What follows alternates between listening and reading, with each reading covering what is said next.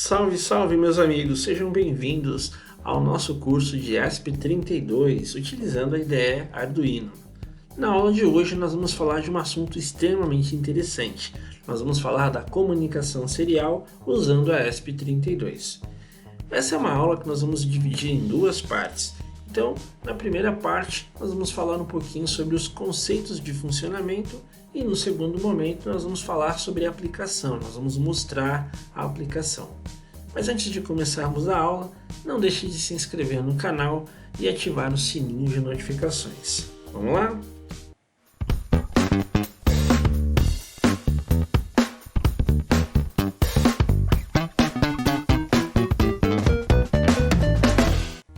Então na aula hoje, aula de número 11, então, reforçando, nós vamos falar sobre a comunicação serial, os conceitos que envolvem a estrutura, o tipo de comunicação que a gente vai fazer. Vamos ver alguns conceitos, algumas ilustrações para ficar um pouco mais claro sobre do que nós estamos falando. Nós vamos ver lá um mapa de pinos e somente na aula seguinte nós vamos ver lá alguns códigos exemplos, algumas aplicações utilizando a própria ESP32. Então vamos começar falando um pouquinho sobre o que é comunicação. Quando nós pensamos aí em dispositivos eletrônicos, que é o foco da nossa aula, então quando nós falamos de comunicação, nós estamos pensando na troca de informações entre dois dispositivos. Então, por exemplo, aqui você pode ver na sua tela um computador e uma placa ESP32, por exemplo. Então, quando elas trocam informações, em algum momento, por exemplo, o computador vai ser o emissor e a sua ESP32 vai ser o receptor. Depois eles vão trocar de papel. Agora, que tipo de informação que esses dois dispositivos trocam? Pode ser uma imagem, pode ser uma leitura de dados, pode ser uma temperatura, pode ser um documento, Enfim, não só esses dois dispositivos que você está vendo na tela, mas diversos dispositivos, quando eles estão conectados, eles trocam informações. Agora, essas informações elas são convertidas em palavras binárias, ou seja, você vai ter essas transferências de informações codificadas entre uns e zeros. Agora, é muito parecido com a linguagem humana, Então, quando um humano conversa com o outro, ele tem um idioma de conversação, ele tem uma linguagem. Agora, quando nós falamos de dispositivos, eles terão o que nós chamamos de protocolos. E assim, existem diversos protocolos de comunicação. Esses protocolos, a grosso modo, nós vamos poder entender como se fosse um idioma. Então, são vários idiomas possíveis para serem conversados entre esses dispositivos. Agora, independente dos protocolos, eles estão basicamente agrupados em duas estruturas, tá? Então, basicamente, quando você pensa em qualquer protocolo que as máquinas utilizam, eles podem ser estabelecidos entre duas estruturas. Quais seriam essas? Nós podemos falar sobre a estrutura de comunicação paralela. Então, quando é a comunicação paralela? Quando os dados de um dispositivo para o outro, eles são enviados de forma simultânea por diversos barramentos. Então você tem diversas conexões entre os dois dispositivos e toda informação que um dispositivo quer passar para o outro, ele vai passar de forma simultânea. Agora, quando nós temos uma comunicação serial, a ideia nem sempre é só um fio, mas a ideia é como se eu tivesse um único fio, só um exemplo, e eu começasse a enfileirar os bits que eu vou transmitir. Então, no exemplo do paralelo, eu tenho várias vias, onde cada uma das vias eu mando lá um bit da informação. Quando eu tenho uma comunicação serial, eu vou mandar um bit na sequência do outro. Basicamente, qual a diferença entre um tipo de comunicação e o outro? Se você utilizar uma comunicação paralela, você vai ter uma velocidade maior de transmissão de dados. Por quê? Porque você transmite as informações de forma simultânea, Então, obviamente, você vai ter uma transmissão mais rápida. No entanto, essa transmissão ela vai funcionar apenas em curtas distâncias. Eletricamente, você não pode ter uma comunicação paralela feita por distâncias muito longas, porque você vai ter problemas nessa transmissão de dados. Além dessa limitação de distância, ela tem um custo maior, porque está usando muito mais vias, né, para transmitir informação, e também acarreta num hardware bem mais complexo. Então, se eu vou transmitir informação de forma paralela, eu tenho um hardware mais complexo. Algumas aplicações, né, dentro da eletrônica, ela é necessária ainda hoje.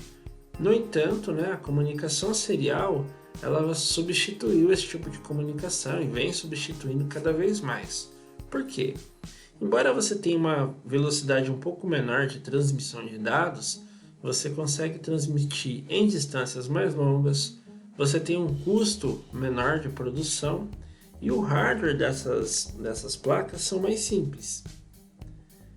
Para você ter uma noção, né, de alguns exemplos de equipamentos que utilizam ou utilizavam comunicação paralela. Então, impressoras antigas, né, impressoras matriciais, alguns discos rígidos, seriam alguns HDs, alguns memórias RAM, até de computadores modernos, utilizam ainda, né, a ideia da comunicação paralela, mas nós vemos que hoje em dia é cada vez menos, né, utilizado. Você vai ver que, por exemplo, a impressora ela não tem mais comunicação paralela. A comunicação da impressora agora ela é serial. Tirando esses itens específicos que eu já tinha falado para vocês, que utilizam a comunicação paralela, a comunicação serial, que é utilizada de forma mais comum, o protocolo, né? Porque assim, lembra que a estrutura da comunicação ela é serial ou paralela, só que dentro dessas estruturas eu ainda tenho vários protocolos, né? Como se eu tivesse vários idiomas que conversam em serial. A ideia é mais ou menos essa. Então assim, um dos tipos de protocolos mais comuns na comunicação serial é o tipo de comunicação UART. Essa comunicação UART ela utiliza um conector muito conhecido como DB9 ou DE9. Esse conector ele possui 9 pinos e era um conector bastante comum ou encontrado facilmente em diversas máquinas, inclusive em alguns computadores, alguns notebooks. Acontece que esse tipo de conector ele está sendo descontinuado. Então é muito difícil hoje que você encontre esse tipo de conector no notebook, só em notebooks antigos. Mas o protocolo UART ainda se mantém, principalmente quando a gente fala sobre microcontroladores, que é o nosso foco aqui nessa aula. Quando eu falo da placa ESP32 ou mesmo da placa Arduino Uno, né, Arduino Mega, muito utilizado, bem como outras tantas placas, elas utilizam bastante ainda o protocolo UART. Só que você não vai usar com um conector DB9. O que vai acontecer?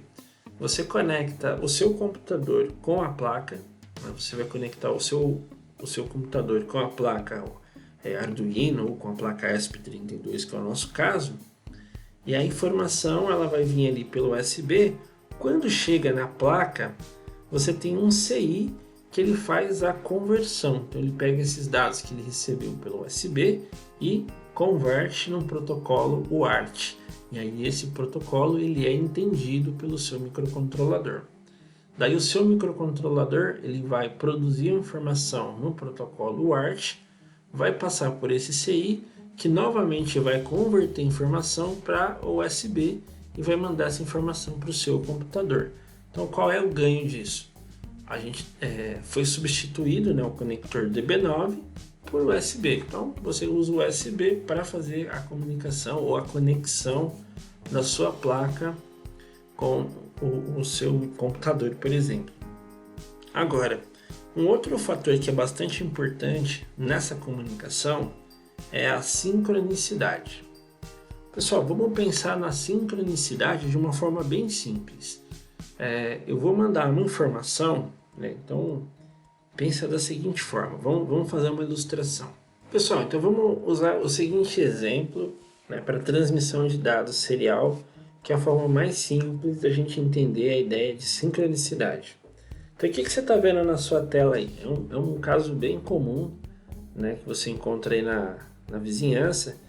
Quando a pessoa está construindo uma casa, Então, geralmente ela compra os blocos, né? Então, imagina assim, eu comprei um milheiro de blocos e é comum que você tenha aqui, muitas vezes, dois pedreiros, aí um pedreiro vai jogar bloco para o outro, né? Como a comunicação ela é serial, ela não é paralela, então imagina que nesse bloco aqui é a sua informação completa. Então, tudo que você quer transmitir, seria esse milheiro de blocos aqui. Imagina que os dois pedreiros eles sejam dispositivos, né? São dispositivos que estão se comunicando. E aí, de um dispositivo para o outro, você vai fracionar essa informação, então você vai enfileirar essa informação, vai mandar por uma via aqui, de um em um, né? A ideia é essa, você vai mandar um pedacinho de cada vez dessa informação. Então, cada pedacinho dessa informação, a gente poderia dizer que é um bloco desse aqui. Então, jogou um bloco, né? O pedreiro que está aqui embaixo, jogou o bloco, o pedreiro aqui em cima, é a informação que está sendo transmitida. Agora, nesse trabalho aqui, é muito importante que o pedreiro que esteja jogando o bloco para cá, né, para o pedreiro de cima, ou pensa num outro caso, né, de repente, imagina que sobrou bastante bloco aqui e o pedreiro precisa descer esse bloco, então ele vai jogar para o pedreiro que está aqui embaixo. É muito importante que os dois eles trabalhem de modo sincronizado. Porque imagina que esse cara aqui ele jogasse mais blocos do que esse cara aqui em cima consegue pegar. Ou o contrário, né? Imagina que o pedreiro que está aqui em cima ele jogasse mais blocos para o pedreiro de baixo do que ele consegue pegar. O que ia acontecer é que você ia perder material, né? Alguns blocos iam se perder, iam se quebrar e no final das contas a nossa informação original, que eram 1000 blocos, né? Pensa nessa ideia, informação original que era 1000 blocos, ela não ia ser possível de ser reconstruída ou interpretada pelo dispositivo receptor. Então o que eu estou querendo dizer com isso, pessoal? Numa transmissão de dados, né, nós temos aí algo que nós chamamos de sincronicidade. Essa sincronicidade ela vai respeitar uma velocidade padrão. Então, algumas das velocidades padrões entre dispositivos é 9.600 bits por segundo, ou você pode padronizar e dizer 9.200 bits por segundo, ou 115.200 bits por segundo. Mas como é que eu defino qual é o valor que eu vou utilizar? Bom, é bastante comum, né, esse valor 9.600, mas vamos supor, eu estou usando aqui a minha ESP32.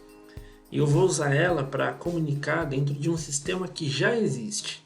Como eu vou comunicar dentro de um sistema que já existe, a primeira coisa que eu tenho que entender é qual é a velocidade de transmissão desse sistema. Vamos pensar que eu descubra que o sistema é 9.600. Então eu vou ter esse dispositivo também conversando nessa mesma velocidade. Se a velocidade ela é diferente, então se eu tenho lá um dispositivo que ele manda mais pacotes de dados do que o outro dispositivo consegue receber, né, em velocidades diferentes, esses dados começam a se perder. Então eu começo a perder esses dados.